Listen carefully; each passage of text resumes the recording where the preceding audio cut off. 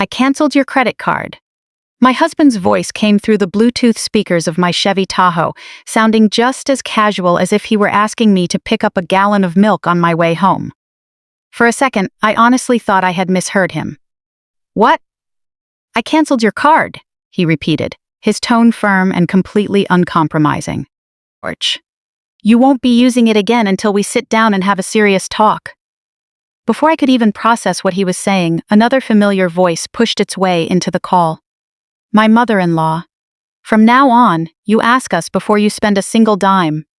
Every syllable out of her mouth was dripping with smug satisfaction. Dead silence fell over the car. George. I could already picture her standing right there in my kitchen, arms crossed, wearing that exact self-righteous smirk she had spent the last 3 years perfecting. They were both waiting on the other end for my reaction, but in the next few seconds, what happened was the absolute last thing they expected. I didn't yell. I didn't cry. I definitely didn't beg. George. I just reached over, calmly tapped the red end call button on my steering wheel, and cut the connection. Then I turned the key, took a sharp U-turn at the very next light, and headed straight for my primary bank branch. 2 hours later, my phone screen would light up with 55 missed calls.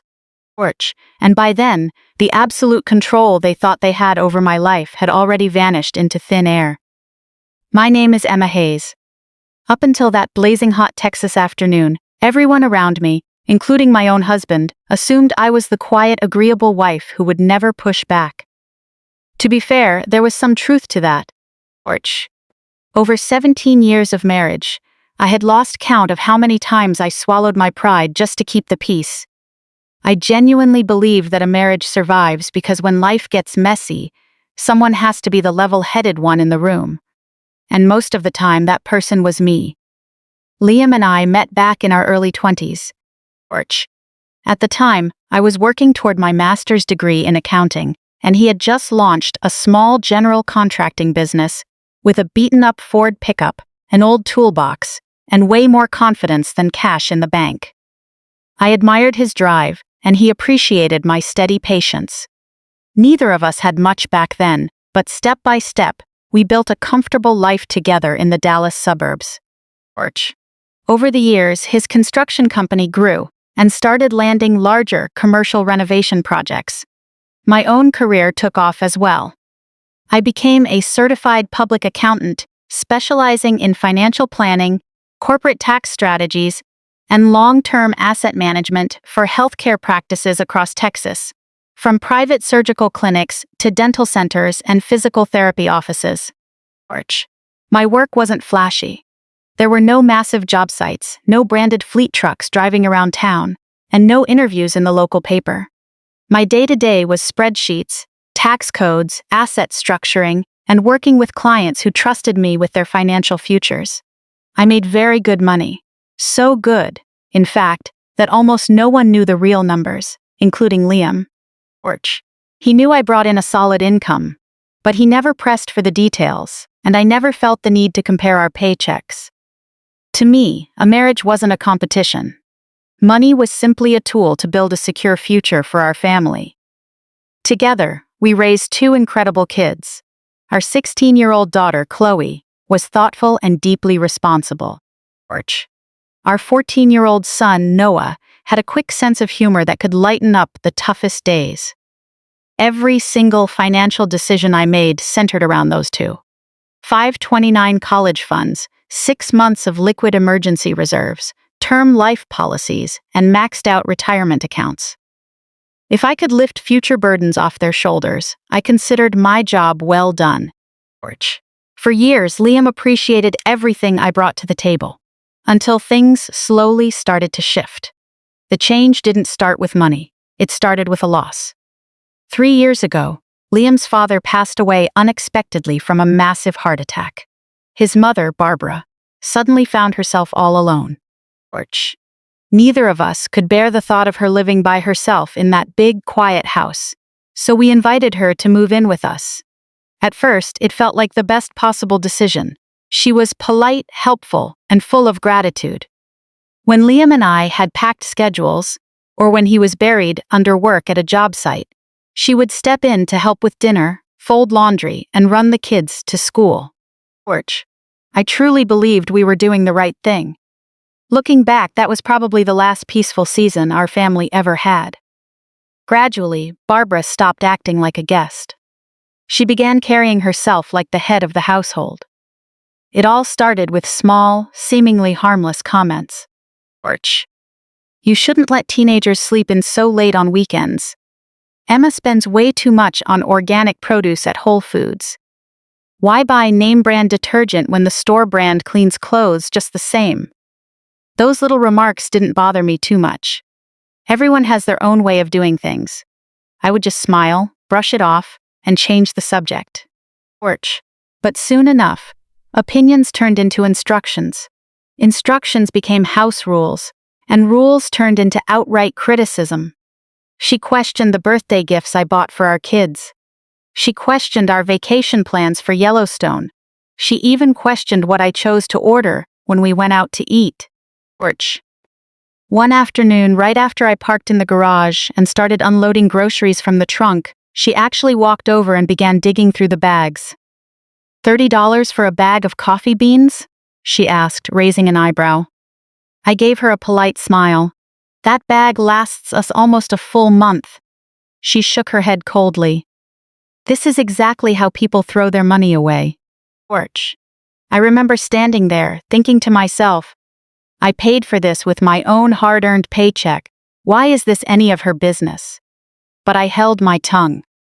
Keeping the peace always felt easier than starting an argument. Unfortunately, giving in has a dangerous side effect. It sends a message to controlling people that they can push your boundaries even further. A few months later, Liam came to me with an idea. Let's simplify our finances. We should put all our money into one joint household account and run a strict budget. It sounded reasonable enough. Married couples all over the country do that every single day. So, I agreed. What I failed to notice was how Barbara began sitting in on our financial discussions more and more often. Eventually, she didn't even bother pretending she wasn't listening. She started answering financial questions for Liam that were meant strictly for the two of us. If you ask me, this is how it should be handled. A wife doesn't need separate spending money. That's not how traditional families work.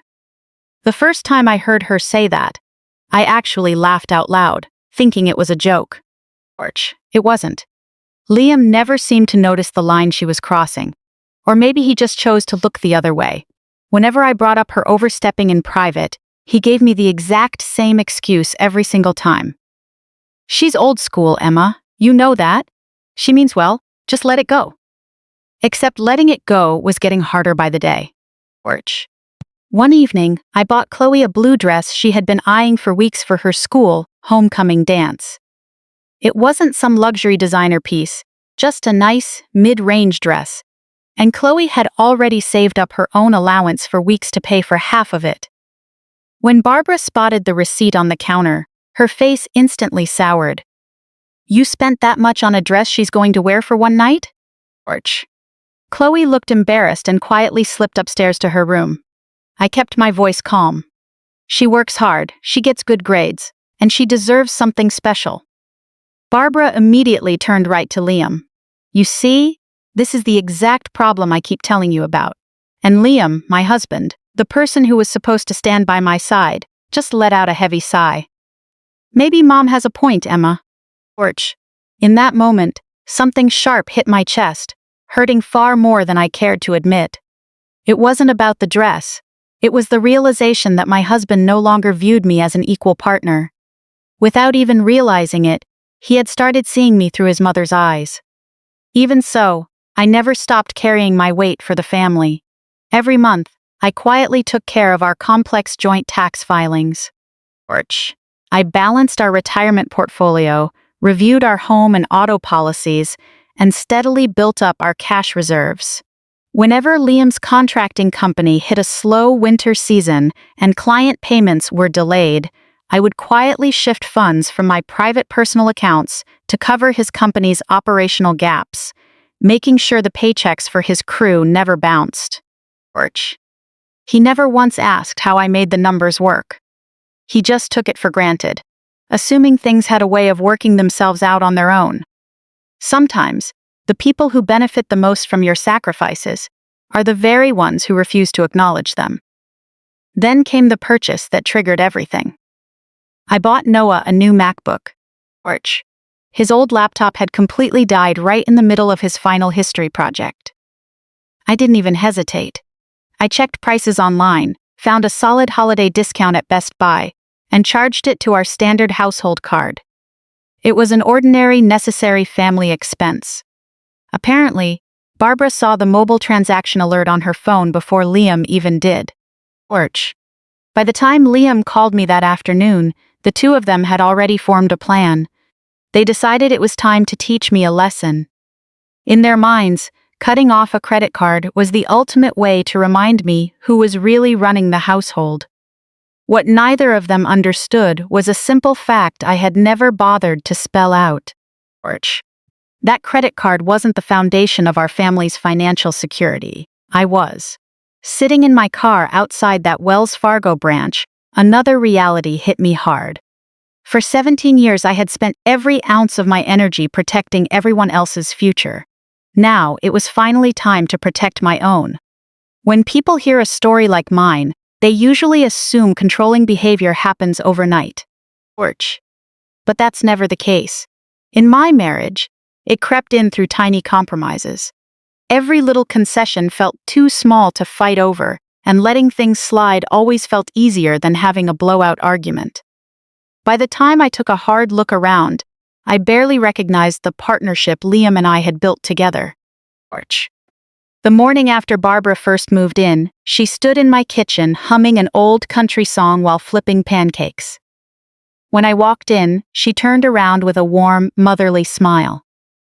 "I figured I'd make breakfast so you could get a few extra minutes of sleep before heading to the office." I walked over and gave her a genuine hug. "You really didn't have to do all this." "I know," she smiled, "but I wanted to. Back then, I truly appreciated having her around." She was wonderful with the kids, shared funny stories about Liam growing up, remembered every birthday, and baked homemade pumpkin and apple pies from scratch every Thanksgiving. If anyone had told me that this sweet woman would eventually convince my husband to take financial control away from me, I would have thought they were completely out of their mind. Life rarely announces the exact moment things start to unravel. It just keeps moving forward, letting little cracks build up underneath the surface.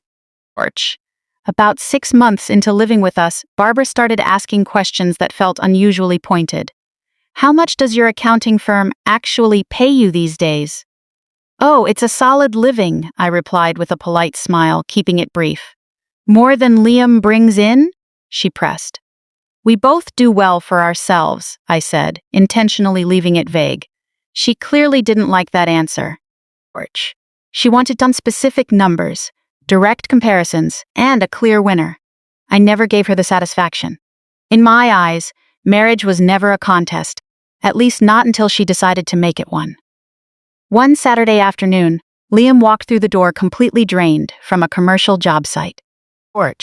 His company had picked up a few clinic renovations, and he had been putting in overtime every single weekend.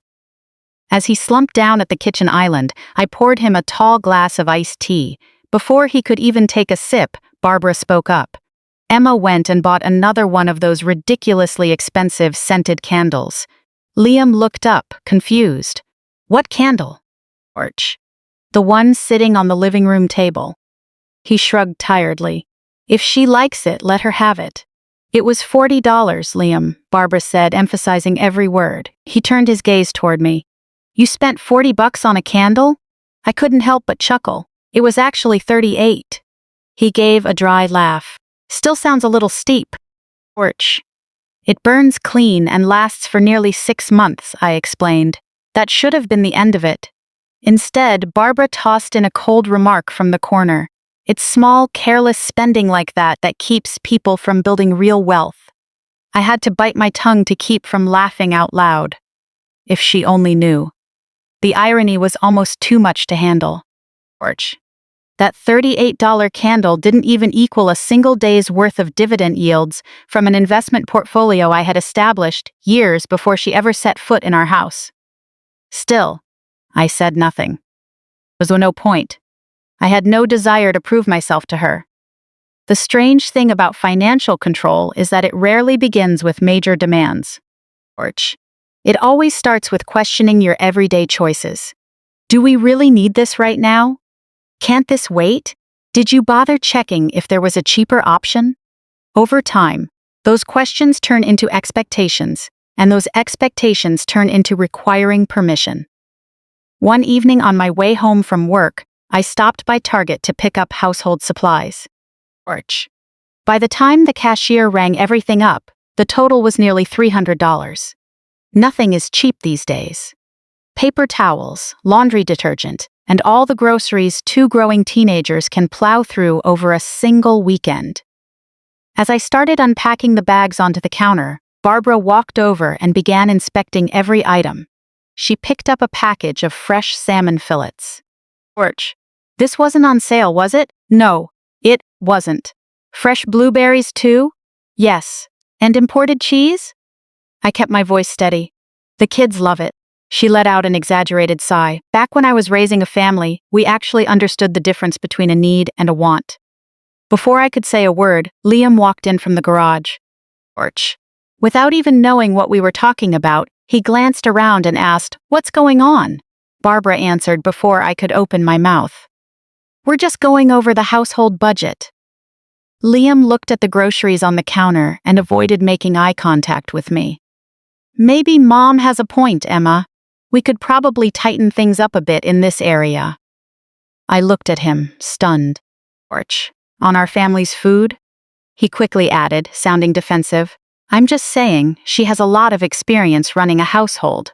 Experience. That single word became his universal shield. Whenever Barbara criticized me, he called it experience. Whenever she crossed a line, he called it advice. Whenever I felt belittled, he told me I was overreacting. Eventually, I stopped bringing things up altogether, not because I agreed with him, but because I was completely exhausted. Meanwhile, my own career moved along steadily. Most mornings, I was at my desk before 8. My client roster was filled with surgeons, dentists, and primary care physicians. I genuinely loved helping people make sound financial decisions. Some doctors brought in massive salaries but struggled to save a dime, while others had airtight finances yet lived with constant anxiety. I had learned a long time ago that money isn't just about math. It's about emotions, fear, pride, security, and hope. The irony was glaring. I was successfully guiding complete strangers toward financial freedom, while the emotional foundation of my own home was steadily falling apart. Around that same time, Liam's business hit a rough patch during a harsh winter. Unusually severe weather across Texas delayed several commercial builds. Invoices were held up, client payments stalled, but payroll deadlines kept rolling in right on schedule. He came home almost every night visibly stressed. "I have no idea how we're going to cover all the vendor bills and crew payroll this month." Without saying a word, I opened my laptop and pulled up a chair next to him. "Let's look at the numbers together." For 2 straight hours, we sat side by side breaking down every balance sheet. I restructured payment timelines, optimized cash flow, deferred non-essential overhead, and shifted capital between several reserve accounts. By the time we finished, the accounts balanced perfectly. He let out a huge breath and smiled. "I honestly don't know how you always manage to figure these things out." I gave him a small smile. "Because this is what I do for a living." What I didn't tell him was that I had also moved a substantial personal injection from a private trust established before our marriage straight into his operating account, keeping his company's credit standing entirely clean. I didn't do it because he asked. I did it because I believed that supporting his business meant supporting our family. Marriage wasn't supposed to be a scorecard, so I never kept track. But kids pick up on far more than we realize. One evening, Chloe knocked softly on my bedroom door. "Mom? What is it, sweetie?" Grandma doesn't really like you, does she? The question caught me off guard. Orch, why would you say that? She's always making comments about the things you buy. I forced a gentle smile. Adults see things differently sometimes, that's all. Chloe sat down beside me on the edge of the bed. I've never heard her complain about Dad buying hundreds of dollars in new fishing gear. I let out a soft breath. Neither have I. She looked down, hesitating. Orch, it just doesn't feel fair. I wrapped an arm around her shoulders. Life isn't always fair, Chloe. She looked up into my eyes, but you're always so good to her. I kissed the top of her head, because choosing kindness shows who we are, not who they are. At the time, I meant every word. Looking back, I'm not so sure. Orch. Kindness shouldn't mean staying silent when your boundaries are being run over. Sometimes, staying quiet just gives disrespectful behavior room to grow. Then came the conversation that changed everything. I was never meant to hear it. A client had canceled an afternoon meeting at the last minute, so I arrived home earlier than usual. Orch. Walking through the garage toward the mudroom, I heard voices carrying from the kitchen. Neither Liam nor Barbara had any idea I was back. You let her walk all over you, Barbara's voice snapped. I don't, Mom, stop, Liam sighed heavily. She works hard every day. So what? You're supposed to be the man of this house, aren't you? A heavy silence hung in the air. Orch. Then Barbara dropped the sentence that would ring in my head for weeks. A man who doesn't hold the purse strings eventually loses all authority in his own home. I stood frozen in the hallway, holding my breath, waiting, hoping. I was praying Liam would laugh it off, praying he would tell his mother she was completely out of line. Orch. Praying he would remind her that our marriage was a partnership, not a power struggle. Instead, all I heard was his quiet, hesitant response. Maybe you're right. Those 4 words broke something deep inside me that I didn't even know was fragile. It wasn't just that he agreed with her. Orch. It was the crushing realization that he no longer trusted the partner who had stood by his side for 17 years. A week later, Noah's laptop completely gave out while he was working on an assignment. After picking him up, I drove him straight over to the electronics store. We picked out a practical, reliable model with plenty of power for his schoolwork. Orch. No unnecessary luxury, just what he needed. Without a second thought, I swiped our shared household card. When we walked through the front door carrying the box, Barbara's eyes immediately locked onto the long store receipt peeking out of the bag. She didn't say a word. She didn't need to. Because by the very next afternoon, my phone rang. Orch. My husband had decided to teach me the lesson his mother had spent months convincing him to deliver. Sitting in the Wells Fargo parking lot, everything around me looked completely ordinary for a Tuesday afternoon.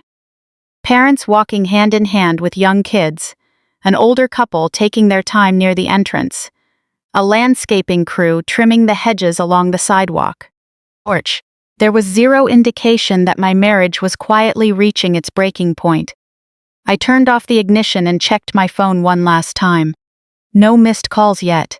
Just the lingering echo of Liam's voice. I canceled your credit card. And Barbara chiming in. From now on, you ask us before you spend a single dime. I placed the phone face down on the passenger seat. Orch.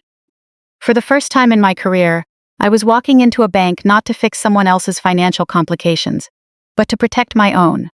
Sarah Mitchell, the branch manager, stepped out of her private office to greet me before I even reached the door. Emma, it's always great to see you. Sarah and I had worked together professionally for nearly a decade. Orch. She knew my practice specialized in high-level medical accounting, and over the years she had helped me establish and manage several private, high-net-worth accounts. She picked up on my mood almost instantly. Is everything all right? I offered a small, professional smile. I've had easier afternoons. She led me inside and closed the office door behind us. Orch. What can we take care of for you today? I took a steady breath. I need to completely separate my personal finances. Her expression didn't change. As a veteran branch manager, she had seen it all. Messy divorces, corporate restructuring, estate battles, and family fallout. She simply gave a respectful nod. Understood. We'll handle everything with absolute care. Orch. No dramatic questions, no unsolicited opinions, just clean, straightforward professionalism. That was exactly what I needed. Sarah pulled up every active account linked to my name on her screen. Some were joint accounts with Liam, some were solely mine, and others were established before we were ever married. I reviewed each line methodically. Orch. I need my direct deposit payroll redirected away from our joint checking account immediately. Done, Sarah said, typing in the commands. Where would you like the routing pointed? I provided the account number under my sole name. All set. Next, I want all automated transfers originating from my private investment holdings stopped permanently. She checked the ledger. Orch. You mean the recurring monthly transfers feeding the household operating fund? Yes, those. Those transfers had quietly patched countless financial leaks over the years. Whenever Liam's business cash flow got tight, funds moved automatically into our joint accounts to keep everything afloat. Sometimes it was a few $1,000s, sometimes significantly more. Orch. I never asked for recognition and I never demanded praise. I just wanted our family to stay stable. Sarah processed the request. All recurring transfers from your personal accounts are officially terminated as of today. I nodded. Thank you. Next came my personal high-yield savings, my brokerage accounts, and a substantial trust fund left to me years ago by my late aunt. Orch. Liam knew an inheritance existed, but he assumed it had been spent long ago. He had no idea that nearly every penny had been reinvested into compounding assets. That portfolio had grown steadily over the last decade and a half, not through luck, but through discipline. Reinvested dividends, accrued interest, and patient growth. That is how real wealth is built. Orch. I want every single one of these accounts completely isolated from any joint household exposure. Sarah reviewed the paperwork. Everything has been updated and locked down. She turned the monitor slightly toward me. Emma, the system shows you are still listed as the primary co-guarantor on 2 major commercial lines of credit for Hayes Construction. I wasn't surprised. Orch. Years ago, when his contracting firm was expanding rapidly, I agreed to sign on as an additional guarantor. My high CPA earnings and strong personal assets gave his loan applications top-tier credibility with underwriters. At the time, it made complete sense. We were partners building a life together. Today was a different story.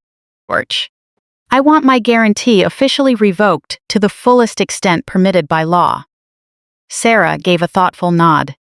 Certain business credit facilities allow for a guarantor withdrawal upon formal request.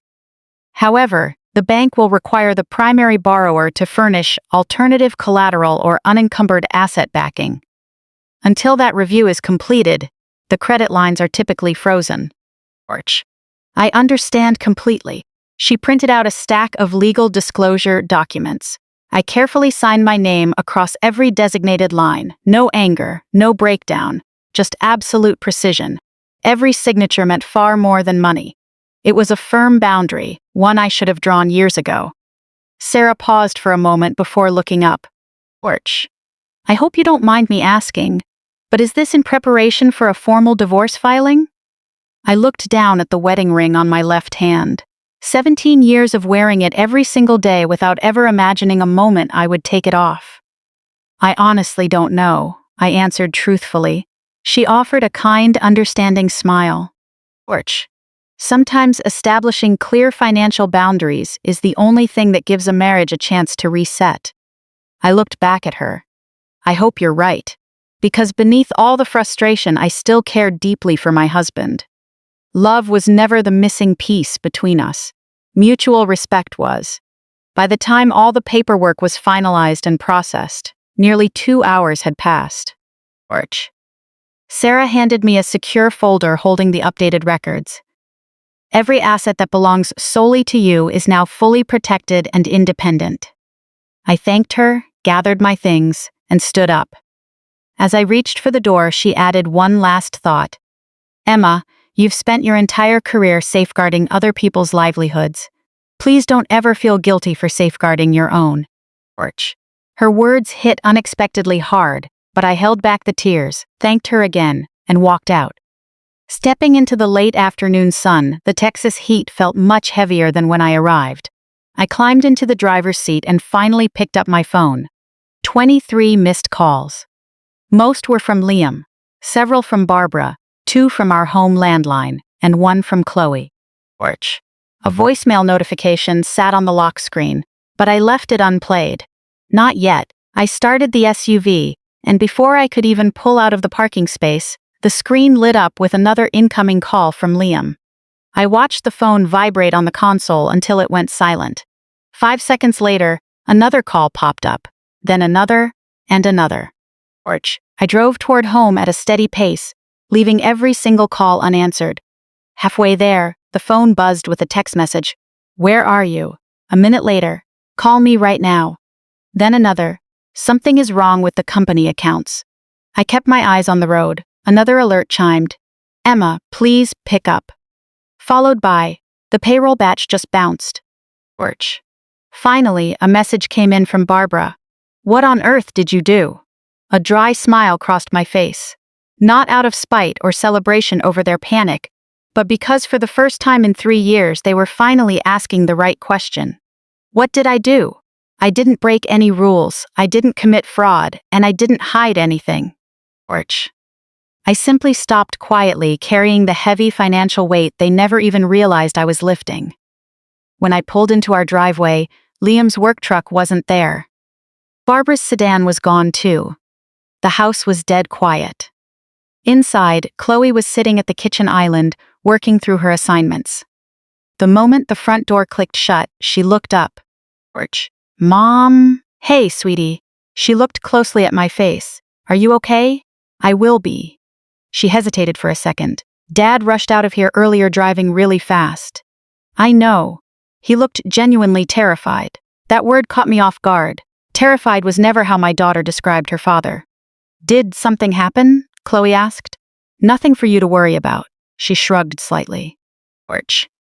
Grandma was pacing around, talking about the bank. I gave her a reassuring look. Did either of them say anything to you? She shook her head. No? Good. I was never going to drag my kids into adult conflicts. They deserve to be kept safe from all of it. An hour later, Noah walked through the door after baseball practice, instantly picking up on the quiet tension in the air. Orch. Did something happen? Everything is under control, buddy, I said, gently squeezing his shoulder. He didn't look completely convinced. But before anyone could say another word, the front door swung open hard. Liam walked in, his face paler than I had ever seen it.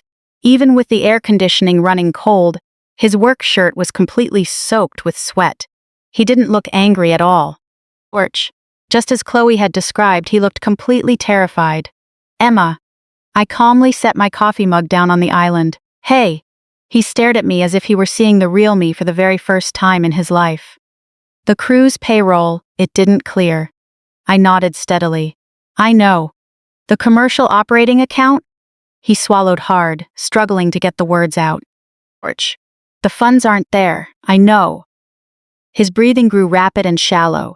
The automatic mortgage payment was put on hold too, I know. Right behind him, Barbara rushed into the kitchen, completely frantic.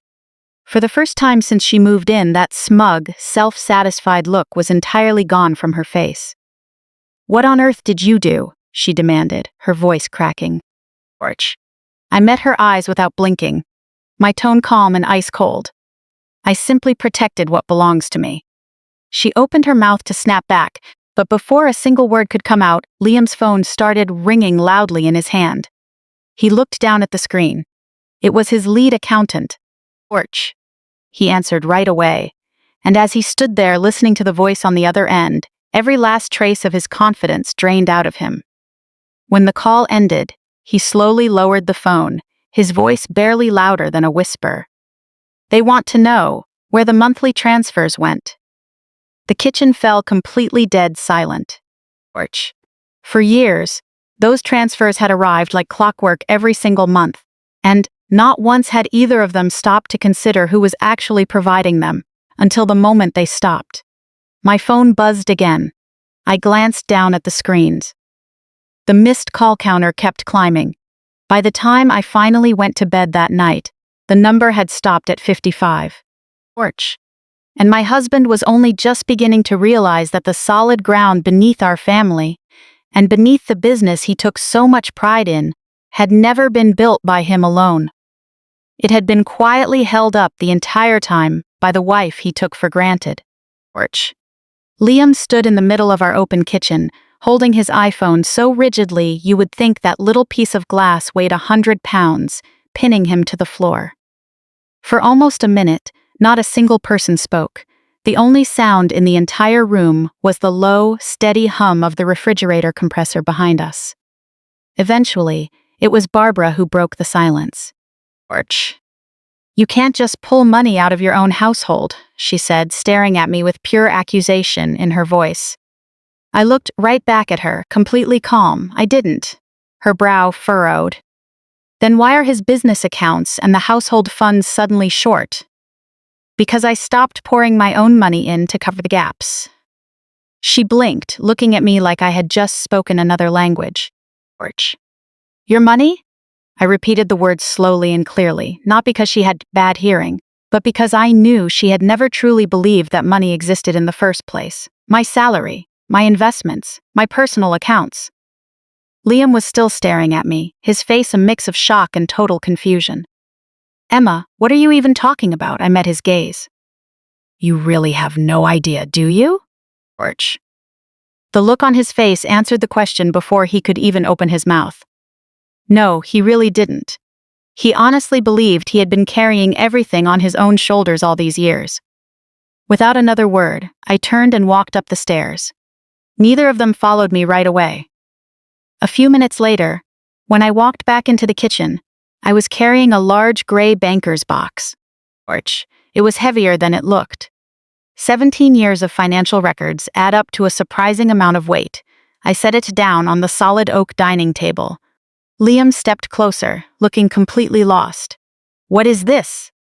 Our family's financial history, I said, lifting the lid. Porch. Inside were neatly labeled manila folders, annual federal tax returns, mortgage statements, portfolio reports, insurance policies, corporate ledgers, and emergency reserve audits. Everything was organized with the exact same precision I used for every single medical clinic I managed. I pulled out the first folder and slid it across the table toward him. Take a look. Porch. He hesitated for a second, then opened it. Inside were copies of payroll records from 4 years ago, back when a severe Texas winter freeze shut down job sites and nearly cost his company 3 major commercial accounts. Do you remember that January? I asked. He nodded, his voice hoarse. Yeah, it was brutal. I almost missed payroll for the whole crew. How did you think you covered it? Porch. I thought I managed the cash flow and pulled it through. I shook my head gently. No, you didn't. I reached over and pointed to a line highlighted in yellow on the bank statement. I wired $32,000 from my private investment portfolio directly into your business checking account. Liam's eyes went wide, his pupils shrinking in disbelief. What? Porch. That wasn't my revenue turnaround? You covered that? He stared at the paper in disbelief. I don't remember any of this, because I never told you. I opened the second folder. Look at this one. He slowly turned the page. When his eyes caught the official header at the top, the color drained completely from his face. An IRS penalty notice? I nodded. Porch. Your bookkeeper made a major calculation error on commercial equipment depreciation that year. I remember that, he muttered. But didn't they waive the late fees and interest? I slid the next document in front of him. They didn't. His eyes scanned down the page and landed on the attached copy of a cashier's check, clearly showing the full penalty, paid in full from my personal account. Porch. You paid this off? He looked up, completely stunned. Yes, I did. Why wouldn't you tell me? Because you were already drowning in stress back then, and I didn't want to make you feel like you were failing. The room went dead quiet again. This time, it wasn't an angry silence. Porch. It was that heavy, uncomfortable quiet that happens when people are forced to question everything they thought was true. Barbara crossed her arms tightly, trying to hold on to whatever authority she had left. So what? When people get married, they're supposed to support each other. Isn't that just what family does? I agree, I replied, keeping my voice steady. Porch. And that's exactly what I've been doing for 17 years. Her frustration flared up. Then why are you acting like a victim now? A sad smile crossed my face. I'm not. I looked directly into her eyes without flinching. I'm acting like someone who has finally decided to stop being invisible. Liam slowly pulled out a chair and sat down. Porch. His shoulders looked different, smaller, slumped forward, completely stripped of that confident posture he usually carried. He picked up the third folder. This says, he stopped mid-sentence and looked straight at me. The down payment on the cabin at Lake Texoma. That came from you? I nodded. I used a portion of the inheritance my aunt left me. I thought. Porch. I know what you thought, I cut in gently. A deep sense of shame settled across his face. I thought the company finally turned enough profit to cover that down payment. It really didn't? He carefully closed the folder. I had no idea. I know, I whispered, because you never asked. Folder by folder, the papers laid out a reality Liam and Barbara had never bothered to see. Porch. Every slow winter, every sudden emergency, every surprise medical bill, every college savings contribution for Chloe and Noah, every portfolio rebalance, every insurance rate hike, every investment, every transfer, and every quiet sacrifice. I had never hidden any of it. Those records had been sitting in the office cabinet the entire time, open for anyone to see. Porch. Liam had simply trusted me so completely that he never checked. Over the years, that trust had slowly turned into taking me for granted. And taking me for granted had eventually turned into a sense of entitlement. The front door clicked open. Chloe and Noah walked in, holding the leash of our golden retriever, after their afternoon walk around the neighborhood. Porch. The second they stepped inside, they picked up on the tension. Dad? Liam looked up quickly. You two head upstairs, please. We're handling something. Neither of them moved. Chloe looked at the stacks of financial files spread across the dining table, then looked over at me. Mom, are you okay? I gave her a reassuring smile. I'm fine, sweetie. Still, she walked over and stood right beside me. Porch. It reminded me of something she used to do when she was 6 years old. Whenever she sensed I was upset, she would quietly walk over and stand close enough to take my hand. She didn't hold my hand this time, but she stood firmly by my side. Some instincts never change. Noah looked over at his father. Is everything okay? Liam opened his mouth, but no sound came out. Porch. It took him a long moment before he managed a raspy whisper. I made a mistake. It wasn't a full apology yet, but it was the first completely honest thing he had said all afternoon. Barbara, however, wasn't ready to back down. She frowned at the kids. This is an adult conversation. You shouldn't be getting involved. Chloe's response took every single one of us by surprise. No. Porch. Her voice remained respectful, but it was rock solid. When you start treating my mom like she doesn't have good judgment, that makes it everyone's business. The entire room froze. Barbara stared at her, completely stunned. You do not speak to your grandmother like that. I have never disrespected your mother. Yes, you have. Chloe swallowed hard, her eyes welling up. Porch. Ever since you moved in, I've watched you criticize almost everything she does. No one interrupted her. At first, I thought maybe I was just reading too much into it. Chloe turned her gaze toward Liam, her voice heavy with disappointment. But then, Dad, you started agreeing with every single thing Grandma said. Liam lowered his head, completely unable to meet his daughter's eyes. Porch. Noah spoke up next, his voice quiet. I remember what happened with the laptop. Everyone turned toward him. I felt guilty. You should never feel guilty about that, buddy, I said softly, my heart breaking for him. I know, Noah said, looking at his dad with tears in his eyes. But I kept thinking that maybe I shouldn't have asked for it in the first place. Liam buried his face in his hands. Porch. No, you should never, ever feel that way. Well, I did, my son choked up. I heard Grandma saying Mom was wasting money. I thought getting that computer got Mom in trouble. The guilt written across Liam's face was almost hard to watch. Not because I wanted him to suffer, but because I knew exactly what he was realizing in that moment.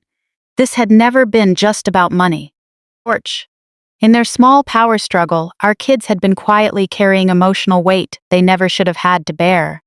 After a few minutes of heavy silence, Barbara spoke again. Her voice had lost its sharpness, replaced by a slight tremor. I was only trying to help. I looked over at her. I believe you really thought you were. She looked surprised by my answer. Torch. However, I paused, making sure every word landed. Helping someone should never look like controlling them. She didn't reply. Maybe because she had no counter-argument, or maybe because for the first time in years she genuinely didn't know what to say. Liam slowly stood up. He walked around the table and stopped right in front of me. Can I ask you something? Go ahead. Torch. Why didn't you ever tell me all of this? I looked at him for a long moment before answering softly. Because I always thought we were a team. He frowned deeply. We were. Were we? I asked gently, the exhaustion clear in my voice. Or was I just quietly fixing every financial problem while you convinced yourself you were carrying this family all on your own? He had no answer. Torch. I never asked for credit, I continued. I never asked for applause. All I ever wanted was respect.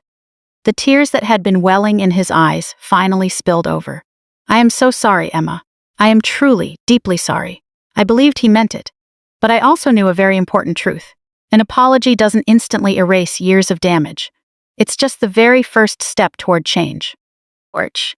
Night fell, and the suburban streetlights outside began to flicker on. The dining table remained covered with 17 years of hard facts. No wild accusations, no petty revenge, just cold, objective reality. For the first time since Barbara moved in, the illusions were completely gone. Torch.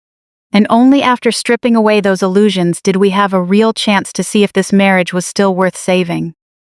The next morning, the house was unusually quiet. Not a peaceful quiet, but the heavy stillness that comes after an emotional storm. The TV in the living room stayed off, and breakfast came and went without a single argument. Torch. Even our golden retriever stayed curled up on his bed, sensing the shift in the room. Liam had barely slept. I knew that because every time I woke up during the night, I could hear his footsteps pacing across the living room downstairs. After 17 years, I could tell the exact type of stress he was carrying just by the rhythm of his walk. And this time, it wasn't about overdue vendor bills or difficult clients. It was pure regret. I left the house earlier than usual. I needed to get back to my CPA office, back to my spreadsheets, client tax reviews, and the familiar structure of my workday to ground myself. As I parked in the office garage, my phone rang. It was Liam. I let it ring once, twice, 3 times, and then picked up. Hello. His voice sounded completely drained. Can we talk tonight? We've been talking. I know, a long silence stretched over the line. I mean a real conversation. I looked through the windshield at the concrete wall ahead. No raised voices? Nah. No pointing fingers? Nah. And no interruptions from your mother, he answered immediately. I promise. For the first time since everything started, I believed his promise. I'll be home around 6, I said. Thank you, Emma. The workday crawled by. My clients had no idea that the woman sitting across from them, calmly reviewing their profit margins and tax projections, was watching her own marriage hang by a thread. I went through healthcare forecasts, answered emails, met with a surgeon planning to open a second clinic in Austin, smiled when appropriate, and kept detailed notes. On the surface, everything looked completely normal. But deep down, my thoughts kept circling back to the exact same question. Can trust really be rebuilt? I had helped plenty of business owners navigate out of deep financial holes. I had watched companies rebuild after major setbacks, and families recover from terrible financial blunders. But rebuilding a marriage requires something that numbers can never measure. Genuine humility. When I pulled into our driveway that evening, Barbara's car was gone. Liam was sitting alone on the back patio porch. The late afternoon sun lit up the cedar deck, and on the iron table between the chairs sat 2 untouched glasses of iced coffee. When he heard the screen door click, he stood up right away. "Thank you for coming out. I live here." A small, slightly embarrassed smile crossed his face. "Right, I almost forgot." We sat down, and nearly a minute passed in total silence. Porch. It didn't feel uncomfortable. It just felt honest. Finally, he looked at me. "I asked my mom to go stay with my sister in Houston for a while." I nodded. "I'm sure she wasn't happy about that." "Probably not." He took a slow breath. "But she went." He rubbed his hands together nervously. "I needed to talk to my wife alone." Hearing him say "my wife" caught me off guard. Porch. Not because it was an unusual phrase, but because it had been so long since I felt like his partner. He took a deep breath. "I owe you a real apology." I sat quietly and waited, not because I wanted a grand speech, but because I wanted to see if he truly understood. "I've apologized before," he said, shaking his head. "Yes, you have. Usually just to end an argument quickly." He didn't disagree. "Porch, this is different." He looked straight into my eyes, not looking away for a second. "This apology is because I finally see what I was actually doing to you." I stayed quiet. "Porch, you weren't wasting money." "No, I wasn't." "You were doing everything you could to keep this family afloat." "Yes." "And I let my mother convince me that protecting our home meant taking control away from you." His voice cracked with emotion. "I became the exact kind of person I promised myself I would never be. That was it. No excuses. No shifting blame. Just complete ownership." Porch. "Sometimes, that is where real healing actually begins." "I need you to understand something, Liam," I said softly. He nodded. "When you canceled that card," I paused, remembering how it felt in that moment. "I wasn't hurt because I couldn't buy groceries or cover an expense." He listened intently. "I was hurt because my husband actually believed I needed his permission to take care of our family." Porch. He looked down, overcome with shame. "I see that now." "No." I shook my head gently. "I don't think you fully realized it back then." I leaned in slightly. "Do you know what went through my head during that phone call?" "What?" he whispered. I thought to myself. My voice tightened unexpectedly. 17 years together, and this man has no idea who I actually am. Tears filled his eyes again. "Porch, I'm sorry. I really am. I know you are. But I'm not going to pretend everything is fixed today." He nodded, clearly understanding that false reassurance wouldn't help anyone. "Forgiveness isn't something you can demand on the spot. It has to earn its way back over time." Porch. After a moment, he asked quietly, "Can I ask you one more thing?" "Sure. Why didn't you lose your temper on the phone that day?" A faint smile touched my lips. Part of me wanted to. He managed a small, sad chuckle through his tears. "I would have deserved it." "Maybe." I looked out toward the large oak tree in the yard. "But yelling just makes things loud." Porch. "It doesn't make anyone actually listen." I turned back to look at him. "And it certainly wouldn't have taught you the lesson you needed to learn." He nodded slowly. "I get it now. I really do." I looked into his red eyes. "I hope you do." Later that evening, Barbara called. She asked if she could stop by the house for a few minutes before driving down to Houston. Part of me wanted to say no. Porch. But then I remembered something my father used to tell me. When someone is willing to admit they were wrong, at least give them the floor to say it. An hour later, she walked through the front door holding a small bakery box from the shop down the street. Inside was a fresh cherry pie. It felt strangely familiar.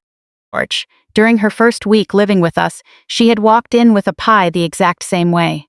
Only this time, she looked like she had aged 10 years overnight. She sat down quietly across from me at the dining table. For a long time, she couldn't look me in the eye. Finally, she spoke. "Emma, I owe you an apology." I listened quietly.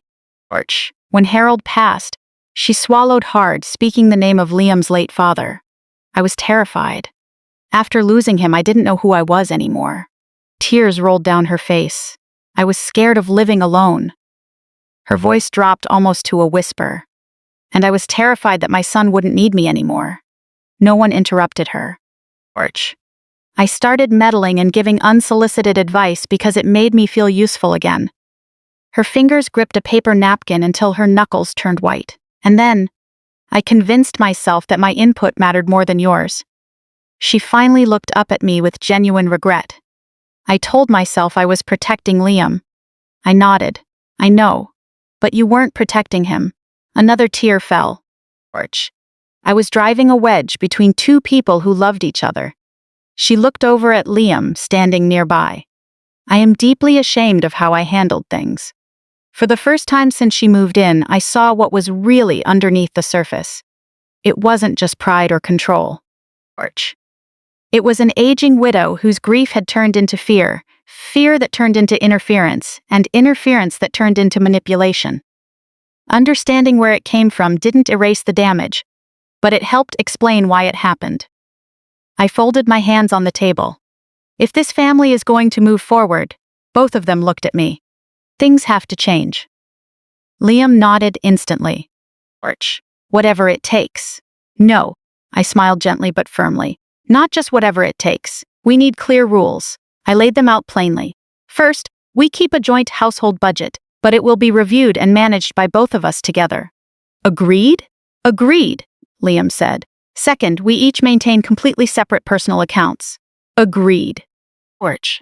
Third, neither of us needs permission to make reasonable personal purchases. Absolutely agreed. Fourth, every major financial decision is made together. Liam finished the thought. As equal partners. I nodded, then turned toward Barbara. And Barbara, I love you because you are my children's grandmother. Her eyes grew moist again. Porch. But Liam's and my marriage belongs strictly to the two of us. I held her gaze. You do not have a say in our decisions, ever again. Her lips trembled slightly and she whispered, I understand. She didn't argue, and she didn't try to defend herself. She simply accepted the boundary. And that acceptance, more than any big speech, showed me she was actually willing to change. Porch. A week later, Liam surprised me. He handed me a business card for a licensed marriage and family therapist. I went ahead and set up an appointment, he said, looking a little hesitant. You did? A nervous smile showed on his face. I figured rebuilding trust is too important to handle without professional guidance. I couldn't help but laugh softly. Porch. That might be the smartest investment you've made all year. For the first time in weeks, we both shared a genuine laugh. Not because everything was magically fixed, but because hope was finally starting to return. Hope rarely arrives with dramatic fanfare. Sometimes, it just begins with an honest conversation between two people who are finally ready to listen. Porch. People often assume forgiveness happens the second someone says they are sorry. That's not how it works, at least not for me. A sincere apology opens the door, but actually walking through it takes time. Trust doesn't come back just because someone makes a promise. It returns when you see consistent changes in everyday life. Our first counseling session was definitely a little awkward. Porch. Liam and I sat at opposite ends of a comfortable gray sofa, while our counselor, Dr. Reynolds, sat across from us with a calm, welcoming expression. I want to ask both of you the exact same question. She began. Liam nodded. Go ahead. She looked at me first. Emma, what did you lose? Without even having to think, I answered. I lost the feeling of being his partner. Then she turned to Liam. Porch. What did you lose? Liam stared at the floor for a long time. Finally, he looked up, his voice thick with emotion. I lost sight of the woman who was standing right beside me the whole time. Those two answers didn't instantly solve our problems. But for the first time in years, we were sitting down talking about our relationship instead of just talking about money. Porch. That mattered, because money had never been the root issue. It had simply exposed the cracks that were already forming underneath our marriage. Over the next few months, we changed much more than our banking setup. Every Sunday after dinner, we would sit down at the kitchen table with our coffee and review the household finances together. Porch. Not because either of us needed permission, but because transparency was what we both deserved. Those weekly check-ins were surprisingly simple. We went over upcoming bills, our vacation savings, college funds for the kids, home maintenance plans, and our monthly charitable giving. Sometimes we had different views, but we learned to listen before reacting. No one was keeping score, and no one was trying to win an argument. Some talks lasted 10 minutes. Others went on for an hour. By the end of every conversation, we both knew exactly where our household stood. Sitting across from each other on those quiet evenings, I realized something important. The point of good communication isn't to avoid every disagreement. It's to make sure mutual respect survives those disagreements. We also made another practical decision. We kept our shared account for joint expenses like the mortgage and utilities, but we both maintained our own independent checking and savings accounts. Some people might think that sounds unromantic, like running a business partnership. I don't see it that way at all. Real trust doesn't mean giving up your independence. It means respecting each other's capability and personal autonomy. A few weeks later, when I picked up a pair of running shoes I had wanted for months, I didn't have to worry about someone questioning the receipt. And when Liam caught a Black Friday deal on a high-end fishing rod, I just smiled and asked when he was planning to take Noah out on the lake. It was never about the shoes or the fishing gear. It was about being able to breathe freely inside our own marriage again. The most meaningful change, though, came from our kids. One Saturday morning, Chloe walked into the kitchen carrying a spiral notebook. "Mom, Dad, could you help me put together a budget for college?" I looked at Liam, he looked at me, and we both broke into a smile. "We'd love to," we said at the exact same time. For the next hour, the four of us sat around the kitchen island going over student aid applications, loan structures, credit management, building emergency reserves, and living within your means. I didn't hide the fact that Liam and I had worked through real problems, though I left out the unnecessary details. Instead, I shared a lesson I wished someone had told me years ago. The healthiest financial relationships are never built on who holds the control. They are built on honesty, respect, and shared responsibility. Chloe looked down and wrote that sentence word for word in her notebook. Months later, I noticed she had clipped that page and tucked it right inside her daily planner. Seeing that meant more to me than she will ever know. Barbara changed too. Not overnight, but noticeably over time. After staying with Liam's sister for a while, she moved back into her own apartment. A few weeks later, she called and asked if we could grab lunch together, just the two of us. I agreed. We met at an old-school diner we both liked. Halfway through the meal, she quietly shared an update. "I started volunteering at the local community center," she said. "Really?" I asked, pleasantly surprised. She smiled gently. They needed someone to help organize their fundraising receipts and basic bookkeeping. I smiled back. "So you're back to doing bookkeeping work?" She nodded with a touch of pride. "It gives me a good reason to get out of the house every day." More than that, I could tell it gave her something she had been missing. A sense of purpose. She no longer felt the need to force her way into her son's marriage just to feel needed. She was building a full life of her own again. She still offers advice every now and then. But now, she waits until we ask for it. And whenever we smile and say, "We have it handled, thanks Barbara," she just smiles back and lets it rest. That simple shift completely transformed our relationship in ways neither of us saw coming. Nearly a year after the day Liam canceled my credit card, we celebrated our 18th wedding anniversary. We didn't throw a lavish party. We just booked a quiet table at the downtown Italian restaurant where we had celebrated our 10th anniversary years ago. As the server cleared away our dessert plates, Liam reached inside his jacket pocket. For a second, I wondered if he had bought a piece of jewelry, but instead he pulled out a small white envelope and slid it across the table. Inside was a newly issued secondary card under his business account. I didn't need the card. My own accounts had been running smoothly all year long. George. He looked at me with a warm, humble smile. I thought this belonged in your wallet. I looked down at it. You know I have more than enough cards of my own. I know, he reached across the table and held my hand. But this one represents something different. What does it represent? It's not about spending, he said, his eyes filled with sincere appreciation. It's a reminder of trust. George. I smiled. I picked up the new card, looked at the name printed on it, slipped it back into the envelope and slid it back toward him. I never cared about the card, Liam. I know. All I ever wanted was for my husband to know, without a doubt, that I am his equal partner. He squeezed my hand firmly. You always were. I was just too blind to see it back then.